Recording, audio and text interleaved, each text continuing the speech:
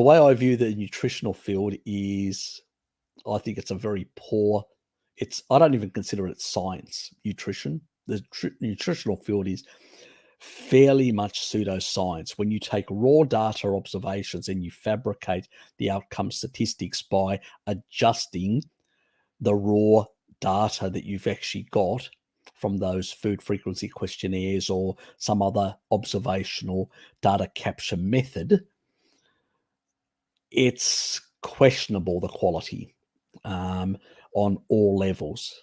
One, you cannot actually determine which components of what people have recorded or what you've actually observed are actually causal.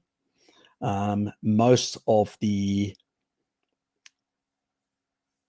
even non-adjusted variables are less than 2 or 3, which is the minimum required to basically have, determine a hypothesis. So you can't even determine a hypothesis. It's just when something has an odds ratio of 1.3 or 1.2 or 1.1 or 1.07, it's just statistical noise.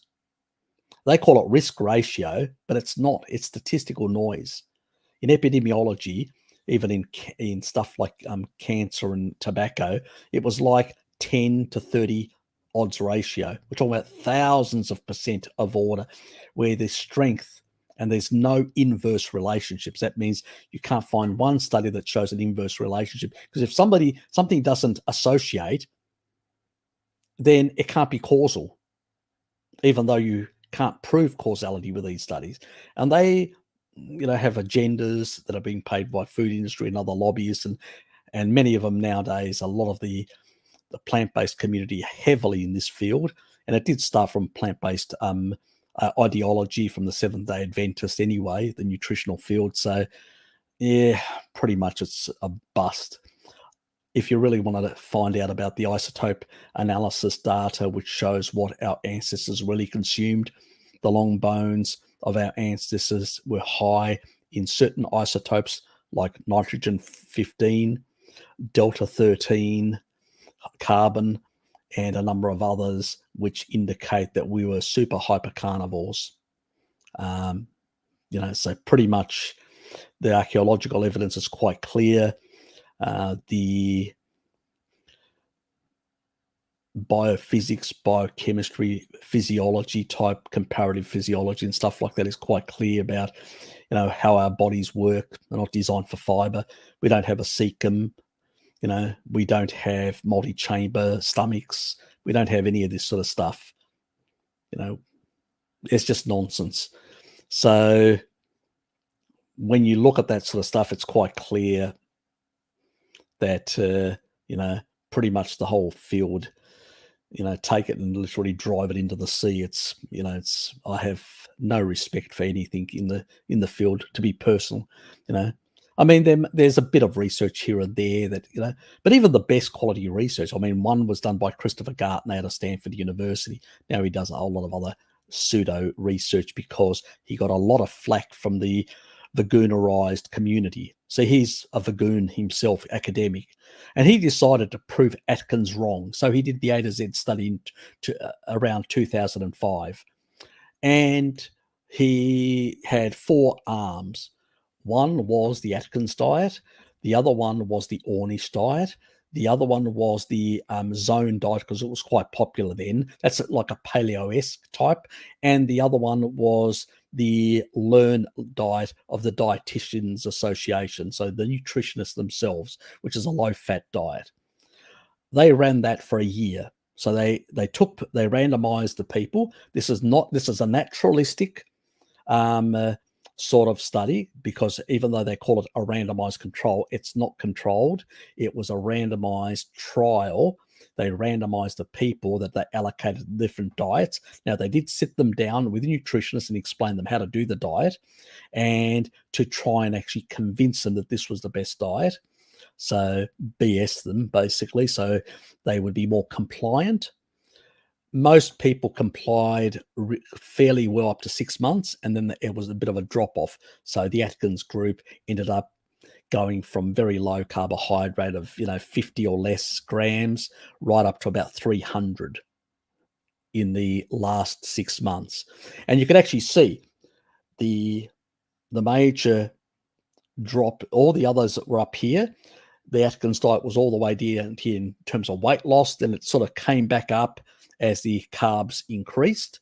And also in one of his videos, Christopher Gartner, if you Google the Battle of the Diets, and I've actually put it up in my community page somewhere as well. If people go there, you'll find it, the Battle of the Diets.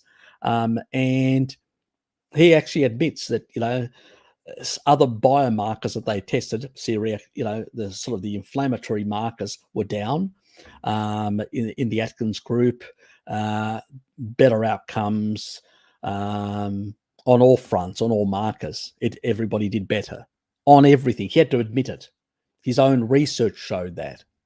And then he got a lot of flack for Ornish, and then he walked away from that whole stuff and gone now and doing a whole lot of, limited studies and pseudo studies in order to redeem himself in the veganerized community. This is the problem. This whole field is full of crackpots. If you take a look, they're all low-fat crackpots. And we have to blame Ansel Keys because he's the one that took control of these organizations and then actually only employed crackpots that agreed with his ideas. And pretty much the rest of history. Now, the whole field is filled with these pseudoscientists. I have zero respect for the field, pretty much.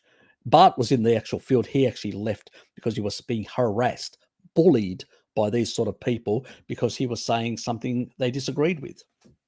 So he did good quality research, but he struggled to, he was suffering health problems because of the level of harassment and bullying, So, yeah, they're so woke about other things, but if they disagree with you, they just all pile on to you like, yeah, what can one say? But, most of these woke people are also basically fundamentally of a fascistic type mentality. We will enforce our rules and our thinking. Forget about academic freedom. It's, I wouldn't waste my time at all with any of the field. I just think it's an absolute, most of it, 90% is excrement.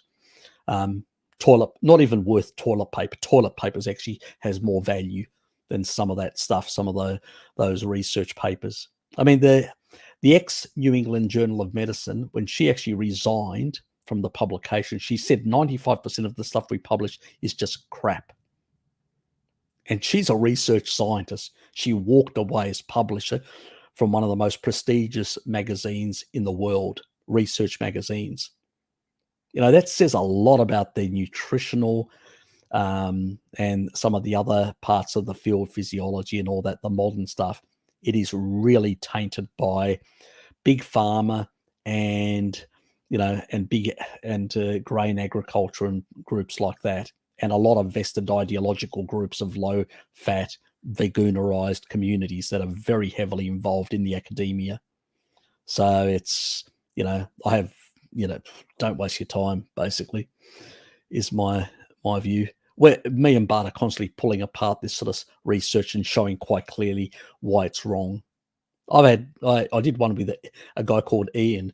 He was trying to argue with a meta-analysis that was just another bogus piece of, most of the studies in there were just crap. And they were doing a meta-analysis with mostly crap, with one good study. And the one good study actually showed the inverse relationship, showed that, endotoxemia actually goes down with mono and saturated fat, and it only goes up with the polyunsaturated fats that are coming from seed oils, obviously, majority of where the other studies were showing the reverse, and they're all poor quality ones. And that's what they use in their meta-analysis to make up shit.